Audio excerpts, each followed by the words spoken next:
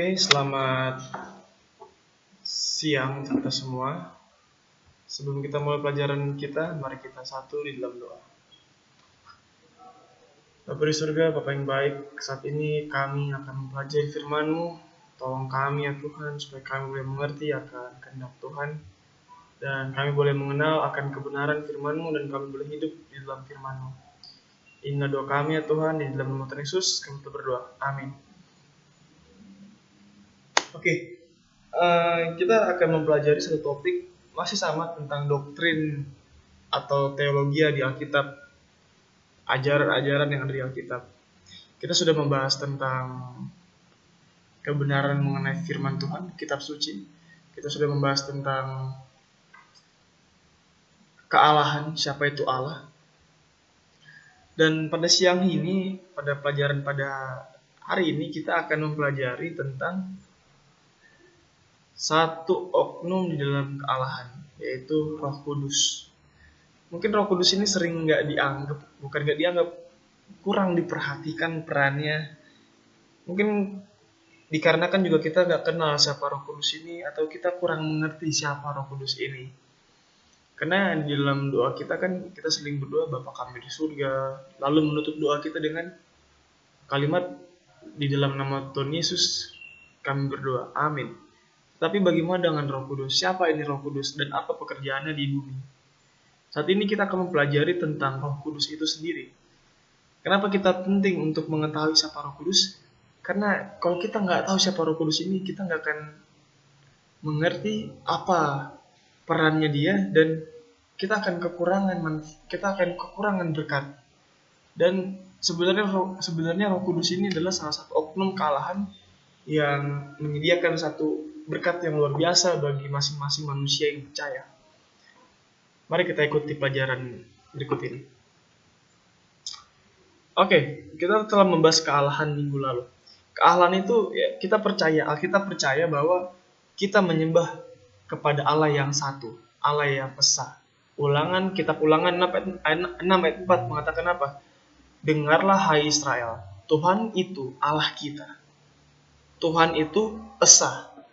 Tuhan itu esa, Tuhan itu satu. Kita nggak menyembah banyak Tuhan, kita nggak menyembah Allah Bapa sendiri, Allah Anak sendiri, Allah Roh Kudus sendiri, enggak. Kita menyembah hanya kepada satu Allah, karena Trinitas, Allah Bapa, Allah Anak, Allah Roh adalah satu kesatuan yang tidak dapat dipisahkan. Ketika kita berbicara tentang Allah Anak, kita berbicara tentang Allah Roh, dan juga kita berbicara tentang Allah Bapa, dan seterusnya, tidak terpisah. Namun, apakah Roh Kudus itu? Siapakah Roh Kudus itu? Kita baca di sini. Alkitab menyatakan bahwa Roh Kudus itu satu pribadi. Apa itu pribadi? Pribadi itu adalah seperti saya. Saya ini pribadi. Saya bukan benda. Saya bukan binatang. Saya bukan energi. Tapi saya satu pribadi. Saya satu bentuk yang memiliki kesadaran. Bukan sebuah kekuatan yang tidak mempunyai pribadi. Nah, bukan sebuah kekuatan juga. Kayak satu kekuatan kayak api, listrik, itu kan kekuatan. Memiliki daya. Atau cahaya juga. Yang tidak mempunyai pribadi. Perkataan yang mengatakan, ini di firman Tuhan, karena berkenan kepada Roh Kudus dan kepada kami. Kisah Para Rasul 15 ayat 28. Ayat ini menunjukkan bahwa umat percaya mula-mula atau orang Kristen di zaman dahulu menganggap Roh Kudus itu sebagai pribadi, sebagai seseorang. Roh Kudus ini seseorang memiliki pribadi. Nah, Roh Kudus itu adalah pribadi. Kristus juga berbicara mengenai dia. Ini Roh Kudus sebagai satu pribadi yang jelas. Nah, ini tentang Roh Kudus ya. Atau Roh Kudus akan memuliakan aku, katanya. Sebab ia lagi Roh Kudus lagi, akan memberitahukan kepadamu apa yang terimanya daripada aku. Kitab suci menunjuk kepada Allah Tritunggal, menyatakan Roh Kudus sebagai satu pribadi. Nah, ini catat ayat-ayatnya. Nah, kenapa dibilang satu pribadi? Karena hanya seseorang yang mampu memuliakan Tuhan. Kekuatan nggak bisa memuliakan Tuhan, tapi seseorang yang memiliki pribadi yang dapat memuliakan Tuhan, yang dapat memberitakan sesuatu. Nah, karena Roh Kudus ini memiliki pribadi, memiliki bentuk, dia bisa memberitakan sesuatu. Saya harap kita mengerti sampai di sini. Nah, Kitab suci menganggap Roh Kudus sebagai Allah. Nah, Roh Kudus itu adalah Allah. Kenapa begitu? Kita lihat. Petrus mengatakan kepada Ananias. Ananias ini adalah orang yang membohongi Petrus ketika dia menjual hartanya, tetapi dia bilang, saya cuma dapat sedikit, ini untuk kamu. Katanya gitu. Petrus mengatakan kepada Ananias, ketika dia berbohong, Petrus mengatakan ini, bukan mendustai manusia, tetapi engkau mendustai Allah. Mendustai Allah. Mendustai Roh Kudus. Yesus menyatakan bahwa dosa yang tidak dapat diampuni ialah hujat terhadap Roh Kudus. Menghina Roh Kudus. Dan mengatakan apabila seseorang mengucapkan sesuatu tentang anak manusia, ia akan diampuni. Tetapi jika seseorang menentang Roh Kudus, Roh Kudus, apa yang terjadi? Ia tidak akan diampuni. Di dunia ini tidak, dan di dunia yang akan datang pun tidak. Nah, oleh karena itu, ini benar. Hanya apabila Roh Kudus itu Allah, Kitab suci menghubungkan sifat ilahi kepada Roh Kudus. Ia hidup. Paulus menyatakan dia sebagai roh yang memberi hidup. Ia kebenaran. Ia Kristus menyebutnya roh kebenaran. Jadi pada akhirnya Roh Kudus adalah Allah karena kenapa? Pertama, karena Roh Kudus, jika kita mendukakan dia, jika kita menghujat dia, kita tidak bisa diampuni karena itu dosa yang sangat besar. Dosa yang sangat menentang Allah. Selanjutnya. Alasannya apa lagi? Roh Kudus adalah Allah karena dia maha hadir. Roh Kudus maha hadir. Dia bisa ada di mana-mana. Roh Kudus itu maha kuasa juga. Alasannya dia maha hadir, dia maha kuasa. Nah, ia mengaruniakan karunia roh kepada tiap-tiap orang secara khusus seperti yang dikendakinya.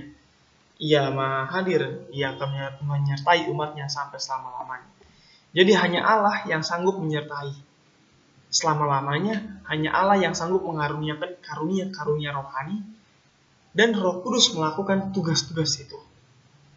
Oleh karena itu, Roh Kudus bisa dikatakan sebagai Allah. Jika seseorang bisa menyertai kamu selama-lamanya, dia adalah Allah. Jika seseorang bisa hadir di mana-mana, dia adalah Allah. Masalahnya tidak semua orang, hanya Allah yang sanggup melakukan itu. Dan Roh Kudus juga maha tahu. Ingat karakteristik Allah di minggu lalu kita belajar apa? Dia maha tahu, maha hadir, dan dia maha kuasa. Dan Roh Kudus menggenapi semuanya itu. Firman Tuhan mengatakan apa? Ini dia. Roh menyelidiki segala sesuatu. Dia tahu segala sesuatu. Bukan hal-hal yang tersembunyi dalam diri Allah. Dan siapa gerangan di antara manusia yang tahu apa yang terdapat di dalam diri manusia selain Roh Allah. Nah, selain Roh Allah, siapa itu Roh Allah? Roh Kudus. Selain Roh Allah atau selain Roh Kudus. Jadi Roh Kudus ini tahu segala-galanya. Dia tahu isi hati kita, dia tahu semuanya. Oleh karena itu Roh Kudus disebut Allah. Nah, kita lihat lagi. Roh Kudus adalah pencipta. Nah, pekerjaan Allah juga ada hubungannya dengan Roh Kudus. Penciptaan dan kebangkitan melibatkannya. Nah, penciptaan dan kebangkitan, ketika kita dibangkitkan nanti, Roh Kudus yang bekerja juga. Ketika kita diciptakan, Roh Kudus yang menciptakan kita. Ayatnya di mana? Ayatnya di sini. Ayat Alkitabnya di sini. Roh Allah, Roh Kudus telah membuat aku. Apa arti membuat aku? Menciptakan aku. Dan nafas yang maha kuasa membuat aku hidup. Ini artinya Roh Kudus memberikan hidup dan memberikan nyawa. Hanya Allah yang sanggup melakukan itu. Dan Roh Kudus melakukan itu. Mazmur 104 ayat 30 juga mengatakan, apabila engkau mengirim rohmu, Roh Kudusmu, mereka tercipta. Sekali lagi, Roh Kudus adalah pencipta. Jadi Roh Kudus itu pencipta, dia maha tahu, dia maha hadir, dia maha kuasa. Oleh karena itu kita bisa mengatakan Roh Kudus adalah Allah. Roh Kudus adalah Allah. Selanjutnya, dari semuanya itu dia Dari semuanya itu dapat kita simpulkan bahwa Roh Kudus dianggap setara dengan Allah. Dia setara dengan Allah Bapa dan Allah Anak. Allah Anak. Kenapa dibilang setara? Ingat pas peristiwa Yesus sebelum terangkat ke surga, Yesus mengutus murid-muridnya, dibilang apa? Baptislah mereka dalam nama apa? Dalam nama Bapa, Anak, dan Roh Kudus. Murid-murid Tuhan, rasul-rasul disuruh oleh Yesus sebelum Yesus naik ke surga untuk membaptis orang-orang di dalam nama Bapa, Anak, dan Roh Kudus. Oleh karena itu Roh Kudus setara dengan Allah. Alkitab yang mengatakannya. Dan selanjutnya ini ayat-ayat tentang kesetaraan Allah, kesetaraan Roh Kudus dengan Allah. Nah, selanjutnya kita akan belajar tentang misi Roh Kudus. Misi Roh Kudus. Tujuan atau tugas Roh Kudus. Tadi kita sudah belajar siapa itu Roh Kudus dan apakah dia Allah? Dia adalah Allah. Dia memiliki pribadi. Dia Maha Tahu, Maha Hadir, Maha Kuasa. Dia Pencipta. Oleh karena itu kita sebut dia sebagai Allah. Alkitab menyebut bahwa Roh Kudus adalah Allah. Apa tujuan Roh Kudus? Apa misi Roh Kudus? Misinya adalah sebagai berikut. Nah, sebelumnya kita lihat dulu. Roh Kudus itu diberikan oleh siapa? Yohanes 14 ayat 16. Sebelum Yesus naik ke surga, Yesus menjanjikan sesuatu. Yesus menjanjikan penyertaan Roh Kudus. Aku akan minta kepada Bapa dan ia akan memberikan kepadamu seorang penolong yang lain, supaya ia menyertai kamu selama-lamanya. Yaitu Roh kebenaran. Dunia tidak dapat menerima dia, sebab dunia tidak melihat dia dan tidak mengenal dia. Tetapi kamu mengenal dia, sebab ia menyertai kamu dan akan diam di dalam kamu. Misi Roh Kudus adalah untuk menyertai kita semua. Yohanes 14 ayat 18. Aku tidak akan meninggalkan kamu sebagai yatim piatu. Aku datang kembali kepadamu. Misi Roh Kudus. Roh Kudus adalah untuk apa? Untuk menyertai kita semua. Itu dia misinya. Dan Tuhan menjanjikan itu karena kenapa? Karena ketika Yesus naik ke surga, harus ada seseorang, harus ada yang menolong manusia. Dan itulah Roh Kudus. Roh Kudus dikirim oleh Yesus untuk menolong kita, menyertai kita semua. Nah, dari mana datangnya Roh Kudus itu? Nah, ini penting, catat ini, akan keluar di kuis ini. Dari mana datangnya Roh Kudus? Nah, ini dia. Yohanes 14 ayat 16 bilang apa? Aku atau Yesus akan minta kepada Bapa. Roh Kudus itu. Yohanes 16 ayat 7. Aku, Yesus, akan mengutus dia kepadamu. Jadi, Yesus minta kepada Bapa, lalu Yesus mengutus Roh Kudus. Berarti, Roh Kudus itu mulai dari mana? Mulai dari Bapa, lalu dia diutus oleh Yesus. Jawabannya apa? Dari mana Roh Kudus datang? Roh Kudus datang dari Allah Bapa dan dari Allah Anak. Saya harap sampai di sini jelas ya. Misinya ke dunia. Tadi kita bertanya apa kan misinya? Apa misi Roh Kudus? Ini dia, misi Roh Kudus. Yohanes 16 ayat 8 sampai 10. Ingat dicatat juga ayat-ayatnya karena akan keluar di kuis. Dan kalau ia datang, ia ini Roh Kudus. Roh Kudus datang. Ia akan menginsafkan dunia. Dia akan menginsafkan dunia akan dosa, kebenaran, dan penghakiman. Akan dosa, karena mereka tetap tidak percaya kepadaku, akan kebenaran, karena aku pergi kepada Bapa dan kamu tidak melihat aku lagi. Dalam kata lain, misi Roh Kudus adalah sebagai berikut. Nah, ini saya sudah pisahkan. Misi Roh Kudus sebagai berikut. Pertama, dia menginsafkan dunia. Catat ini, menginsafkan dunia akan dosa. Yang kedua, Roh Kudus mendorong semua orang supaya menerima kebenaran Kristus. Yang ketiga, Roh Kudus memperingatkan kita mengenai hari penghakiman. Yang keempat, Roh Kudus mempersiapkan manusia untuk masuk ke dalam surga. Mengisafkan dunia, membuat kita menerima kebenaran, mengingatkan kita pada hari penghakiman, dan mempersiapkan kita untuk masuk ke dalam kerajaan surga. Itu misi Roh Kudus. Selanjutnya. Nah, misi Roh Kudus juga, yaitu untuk apa? Nah, 1 Petrus 1:2, yaitu orang-orang yang dipilih. Orang-orang yang dipilih.